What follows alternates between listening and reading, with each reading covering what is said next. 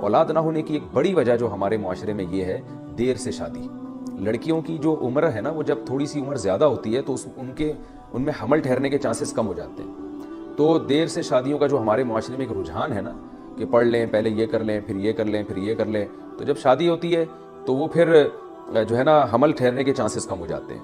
ایک وجہ یہ ہے. دوسری وجہ یہ ہے کہ ہمارے یہاں بہت دفعہ ایسے ہوتا ہے کہ جب شادی ہوتی ہے تو میاں بیوی کہتے ہیں کہ ابھی ہمیں اولاد نہیں چاہیے, تو حمل ٹھہرنے کی گولیاں کھانا شروع کر دیتے ہیں یا انجیکشن لگوا لیتے ہیں. اس کے بہت خطرناک سائیڈ ایفیکٹ ہوتے ہیں, اس سے بھی حمل ٹھہرنے کے چانسز کم ہو جاتے ہیں.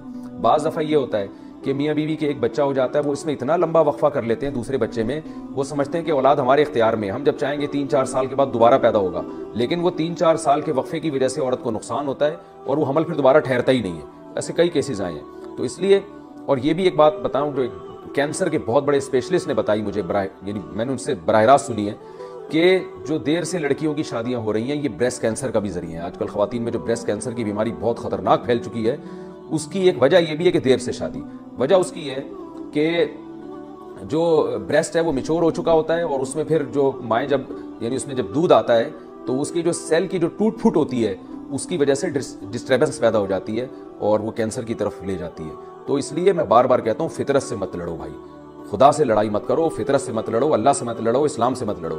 جلدی نکاح کو پروموٹ کریں معاشرے میں تاکہ اولادیں بھی ہو وقت پر اور عورت کی صحت بھی اچھی ہو, اور یہ جو بریسٹ کینسر کی بیماری ہے کسی حد تک اس سے بھی ہماری جان چھوٹ جائے. میں یہ نہیں کہہ رہا صرف ایک یہی وجہ ہے, ایک بڑی وجہ یہ بھی ہے دیر سے نکاح. تو اور پھر جو حمل روکنے کی گولیاں ہیں اور جو انجیکشن ہے, یہ ساری نظام جو ہے نا عورت کے اندر کے نظام کو تباہ و برباد کر رہا ہے.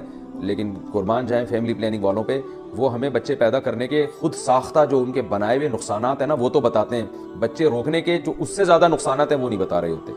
تو یہ بھی ایک شامت اعمال ہے. بہرحال یہ میں نے آپ کے لیے نہیں کہا, یہ میں عمومی بات کی ہے کیونکہ ایک موضوع چل پڑا تھا تو میں نے کہا اس میں وضاحت کر دوں. میری دل سے دعا ہے اللہ تعالیٰ آپ کو نیک اور صالح اولاد عطا فرمائے. بعض دفعہ یعنی اللہ کی طرف سے بھی نہیں ہو رہا ہوتا, جلدی بھی شادی ہو جاتی ہے, میاں بیوی میں کوئی خرابی بھی نہیں ہوتی, نہ انہوں نے حمل روکنے کی کوئی تدبیر اختیار کی ہوتی ہے, پھر بھی نہیں ہو رہی ہوتی اولاد, پھر یہ اللہ کی طرف سے.